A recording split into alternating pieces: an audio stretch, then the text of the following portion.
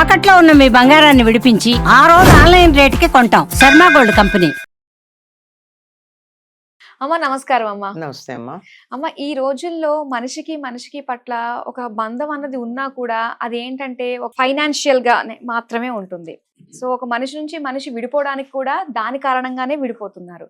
అసలు మానవ సంబంధాలు అన్ని కూడా ఆర్థిక సంబంధాలు అయిపోయిన ఈ రోజుల్లో అసలు ఎలాంటి కథలు, ఎలాంటి మోరల్ స్టోరీస్ మనం విని తెలుసుకోవడం వల్ల, దాన్ని మనం జీవితంలోని ఆచరణగా చేసుకుని అవి పాటించడం వల్ల అలాంటి వాటికి దూరంగా మనం ఉండగలుగుతామంటారు? ఇప్పుడు మానవ సంబంధాలన్నీ ఆర్థిక సంబంధాలే తప్ప హార్దిక సంబంధాలు కావు. లేవు. అవును. హార్దిక అంటే హృదయపూర్వకంగా. హృదయ సంబంధాలు కావు. ప్రతిగా ఆర్థికము అంటే క్యాష్ అనే అర్థమే కాదమ్మా, లాభాలు కూడా. ఏ రకమైన లాభమైనా, నేను నీతో మాట్లాడడం వల్ల నాకేమొస్తుంది, రేపొద్దున ఎప్పుడన్నా నా పేరు నువ్వు ఎక్కడన్నా రికమెండ్ చేస్తావేమో, దానివల్ల ఉద్యోగంలో ప్రమోషన్ వస్తుందేమో, లేదా నా పాపులారిటీ పెరుగుతుందేమో, ఇలాంటి సంబంధాలే తప్ప మానవ సంబంధాలుగా అసలు మనిషి కదా, మనిషికి మధ్య ప్రేమ ఉండాలి కదా అన్నటువంటి దృష్టితో మాత్రం లేకుండా పోయినాయి. ఇది చాలా విచారించదగినటువంటి విషయం. విచారించదగిన విషయం అని ఎందుకంటున్నామంటే మనమే ఇలా తయారయ్యాం. అసలు లోపం ఏంటంటారు? ఎందుకు ఇలా మారుతున్నాం అందరం? ఎందుకంటే మనిషికి స్వార్థం పెరిగిపోయిందమ్మా. ఇతరుల గురించి ఆలోచించేటటువంటి మానసిక స్థితి లేదు. అహంకారం కూడా పెరిగింది. స్వార్థము అహంకారము. ఇప్పుడు స్వార్థం అన్నది అహంకారం లేని వాడికి కూడా ఉంటుంది. నేను బాగుండాలని ఎవరికైనా ఉంటుంది, తప్పు కూడా లేదు. కానీ దాంతో పాటు నేను బాగుండడం అనే కాదు, అందరు నన్ను గౌరవించాలి, నేను మాత్రమే గొప్ప, మిగిలిన వాళ్ళంతా పురుగులు, ఇందుకు పనికిరాని వాళ్ళు. ఈ అహంకారం ఉంది. ఈ అహంకారం వల్ల వస్తూ ఉంది. మానవ సంబంధాలు ఎప్పుడూ కూడా పోవడానికి, చెడిపోవడానికి అహంకారం మాత్రమే కారణం. ఇద్దరిలో ఒక్కళ్ళు సర్దుకున్నా చాలా వరకు ఎన్నో రకాల సమస్యలు సర్దుకుంటాయి. కానీ ఇద్దరూ సర్దుకోకపోతే వెంటనే ఫెటల్మని విరిగిపోతూ ఉంటాయి. అంటే ఒకప్పుడు రోజుల్లో ఏంటంటే 60 సంవత్సరాలు 70 సంవత్సరాలు కలిసి జీవించే వాళ్ళు. అవునమ్మా. సో ఎక్కడ కూడా ఎటువంటి ఇబ్బంది వచ్చినా కూడా ఒకళ్ళు తగ్గు ఉండడం, ఒకళ్ళు బయటపడడం అలాంటివి చేసేవాళ్ళు. కానీ ఇప్పుడు ఎవరు తగ్గట్లేదు. నేను తగ్గాలి, అది అహంకారం అని చెప్తున్నాను కదా. ఎవరికి వాళ్ళకి అహంకారం, ఎవరికి వాళ్ళు మేము చాలా ఇండివిజువల్, మేము చాలా గ్రేట్ అనుకుంటున్నా. నువ్వు ఇతరులతో కలవడం వల్ల నువ్వు గ్రేట్ అవుతున్నావు, కానీ ఇతరుల నుంచి నువ్వు విడిపోయినందువల్ల గ్రేట్ కావటం లేదన్న సంగతి మర్చిపోతున్నారు. కలిసి ఉంటే మాత్రమే ఉంటుంది. ఉదాహరణకు ఒక మాట చెప్తూ ఉంటారు ఎప్పుడు, ఒక కప్పు కింద ఇద్దరు ఏకాభిప్రాయంతో లేకపోయిన తర్వాత ఒక రాష్ట్రంలో ప్రజలందరూ ఒకే అభిప్రాయంలో ఎలా ఉంటారు, ఒక దేశంలో ప్రజలందరూ ఐకమత్యంతో ఎలా ఉంటారు, భూగోళంలో ఉన్న మానవులందరూ ఒకే కుటుంబం అన్నట్టు ఎట్లా ఉండగలుగుతారు? మనం మాట్లాడమంటే చాలా గొప్ప గొప్ప మాటలు మాట్లాడతాం. వసుధైవ కుటుంబకం, గ్లోబల్ విలేజ్, దునియా మేరీ ముఠ్ఠీ మే, ఇలాంటి పదాలన్నీ వాడతాం కదా. కానీ ఇవన్నీ ఎక్కడ ఉంటున్నాయి? ఇవన్నీ వర్చువల్, మనం చూసే స్క్రీన్ మీద కనపడుతున్నాయి తప్ప ప్రాక్టికల్గా ఏం లేవు. ప్రాక్టికల్గా పక్క వాళ్ళు వస్తే మనం పలకరించటానికి సిద్ధంగా ఉన్నామా? లేదు కదా. ఇంట్లో ఒకళ్ళనొకళ్ళు పిలుచుకోవడానికి సెల్ ఫోన్స్ వాడుకునేటటువంటి కుటుంబాలు కనపడుతున్నాయి. కొడుకుని భోజనానికి రమ్మని తల్లి సెల్ ఫోన్తో పిలవాల్సి వస్తోంది. దగ్గరికి వెళ్ళి పిలిస్తే నా గదిలోకి ఎందుకు వచ్చావు అంటున్నాడు. మరి ఇటువంటి పరిస్థితి ఎందుకు వచ్చింది అంటే చిన్నప్పటి నుంచి తల్లి అలా చూసింది వాడిని. పెంపకంలో తేడా ఎందుకు వచ్చిందంటే తనకే ఒక రకమైనటువంటి అవగాహన లేదు.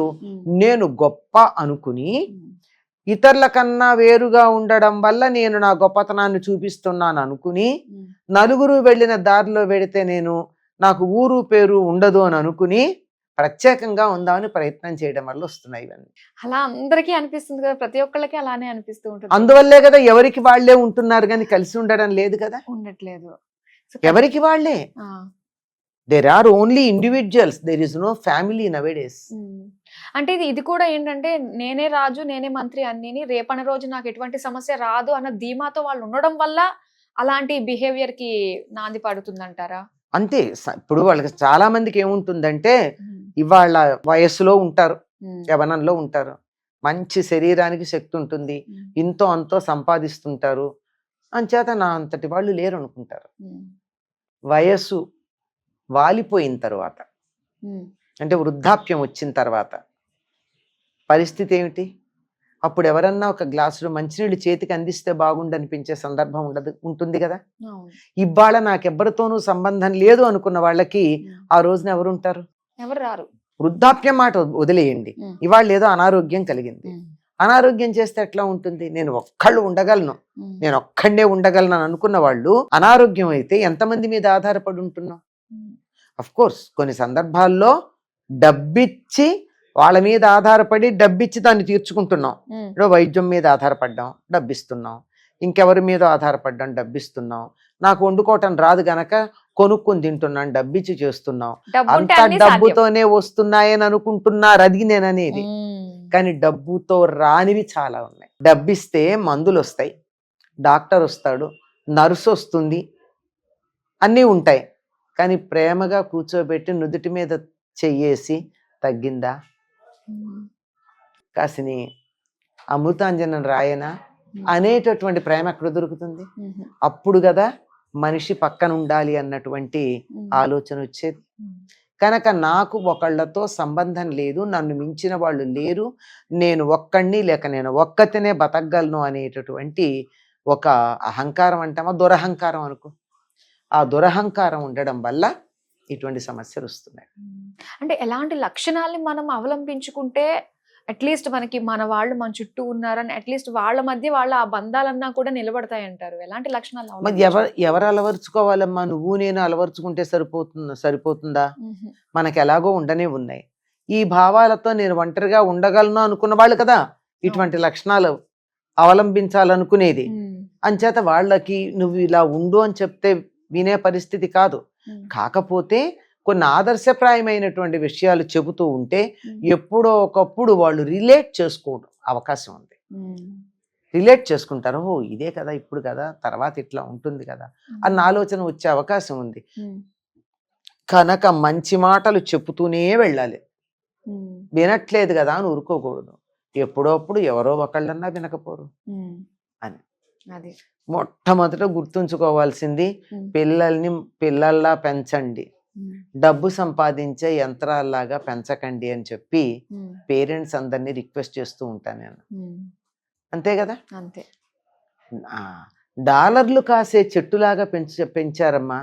ఇప్పుడు ఏమైంది? ఆ డాలర్లు కాసే అవకాశమే లేకుండా పోయింది. అమెరికా వెళ్ళే అవకాశం ఎక్కడుంది ఇప్పుడు? అది కలగానే ఉండిపోవాలి అంతే. అక్కడికి వెళ్ళి నిలదొక్కుకోగలము అన్న నమ్మకం ఎంతమందికి ఉంది ఇప్పుడు? లేదు అసలు. ఉన్నవాళ్లే వెనక్కి వస్తున్నారు. కనుక పిల్లల్ని పిల్లల్లాగా వాళ్ళకి నచ్చినట్టుగా వాళ్ళు ఎలా ఉండాలో, ఎలా ఉండడానికి వీలవుతుందో, ఎలా ఉంటే బాగుంటుందో వాళ్ళని వాళ్ళల్లాగా బతకనిద్దాం. అప్పుడు వాళ్ళకి ఇంతో అంతో ప్రేమ ఉంటుంది.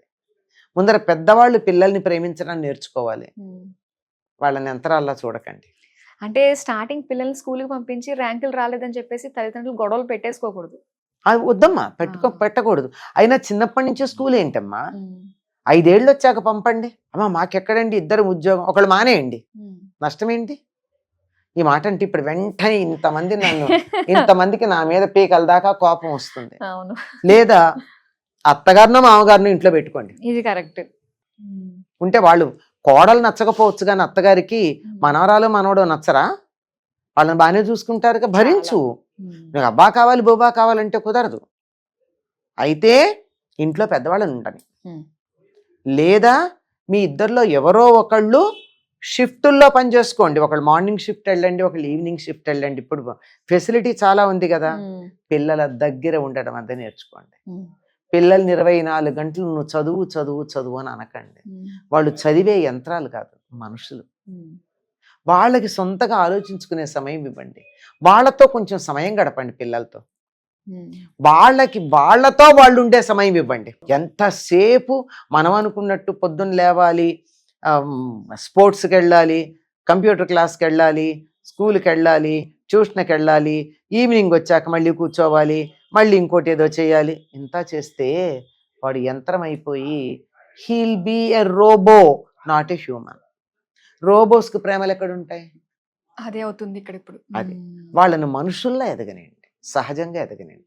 చాలా మంది పేరెంట్స్ కి నేను చెప్పే మాట అది. నిజంగానమ్మా, వింటుంటేనే మనమే తప్పు చేస్తున్నాం పేరెంట్స్ అయ్యుండి కూడా. అలాంటిది పిల్లాడికి పెద్ద అయిన తర్వాత అమ్మా నాన్న మీద ప్రేమ రావాలంటే ఎలా వస్తుంది? అసలు వాడికి అమ్మా నాన్న ఉన్నారా? వాళ్ళకి మమ్మీ డాడీలే కదా ఉంది. అయ్యో, అంతే. ఆ మధ్య ఎవరో ఒక చిన్న కథ చదివాను నేను. పాపం ఒక అమ్మాయి ఇంటికి వచ్చి చెప్తుంది వాళ్ళ నాన్నకి, నాన్న ఫలానా ఎక్స్ నా ఫ్రెండ్ కి అమ్మ లేదు ఉంటుంది. అదేమిటి అంటే పాపం నిజంగానే బాధపడతాడు. తర్వాత మరి ఎవరు తీసుకెళ్తారంటే వాళ్ళ మమ్మీ తీసుకెళ్తుంది అంది. అంటే అమ్మ అనేటటువంటి దాంట్లో ఉండే ఆప్యాయత మమ్మీ అనే దాంట్లో ఉండదు. మమ్మీ అసలు వాళ్ళకి మమ్మీ డాడీలే కాదమ్మా, వాళ్ళు ఎలా ఉన్నారు, దే ఆర్ ప్రొవైడర్స్ అంతే. Food providers, bed providers, books providers, everything provide చేసేటటువంటి వాళ్ళే తప్ప వీళ్ళకి మనకి మానవ సంబంధాలు ఉన్నాయన్న సంగతి పిల్లలకి తెలుసుకునే అవకాశం ఇవ్వట్లేదు. కరెక్ట్, 100% నిజమమ్మా మీరు చెప్పేది. నిజంగానే ఇప్పుడు ఎవరైతే తల్లిదండ్రులు ఉన్నారో వాళ్ళందరూ కూడా పిల్లలు ఎంగేజ్ చేయాలి అనుకుంటున్నారు, కానీ వాళ్ళు ఎంత తప్పు చేస్తున్నారో అన్నది మర్చిపోతున్నారు. ఎందుకంటే నేను అలసిపోయాను ఉద్యోగం చేసి వచ్చి, వాళ్ళు దూరంగా వెళ్ళిపోతే నాకు హ్యాపీ, నేను కాస్త వాళ్ళని పంపించేసి నేను రిలాక్స్ అవుతాను అనుకుంటున్నారు. మీరు అడగచ్చమ్మా మీరు ఎలా పెంచారు? నా పిల్లల్ని వాళ్ళు ఇష్టం వచ్చినట్టు పెరగనిచ్చాను, హాయిగా పెరిగారు. చాలా బాగా తెలియజేశారమ్మా. ప్రతి ఒక్కరికి కూడా గుచ్చుకునే మాటలే మీరు మాట్లాడారు. కొంచెం అంతే చెప్పానికి ఇక్కడ దాకా. ఇప్పుడు దీని కింద మీకు ఎంతమంది ఎన్ని కామెంట్స్ చేస్తారో నాకు తెలుసు, అందుకే ముందరే చెప్పా. నేను ఆ విధంగానే పెంచాను తప్ప కూడని పద్ధతిలో ఏం లేదు. వాళ్ళు చాలా హాయిగా ఆనందంగా మానవ సంబంధాలతోనే పెరిగారు. ఇప్పుడు నాతోనే కాదు, ప్రపంచంలో ఏ మనిషితో అయినా అంత ప్రేమగానే ఉండగలరు వాళ్ళు. అదే కదా, పెంచిన విధానం పెంపకంలోనే మనకు అంతా పిల్లలు కనిపించిపోతూ ఉంటుంది. సో వాళ్ళ పిల్లల్ని కూడా అలాగే పెంచుకుంటున్నారు వాళ్ళు. చాలా మంచి విషయాలు తెలియజేశారమ్మా. ప్రతి ఒక్కళ్ళకి ఈ వీడియో రీచ్ అవ్వాలని మనస్ఫూర్తిగా కోరుకుంటూ మంచి విషయాలు తెలియజేసినందుకు ధన్యవాదాలు.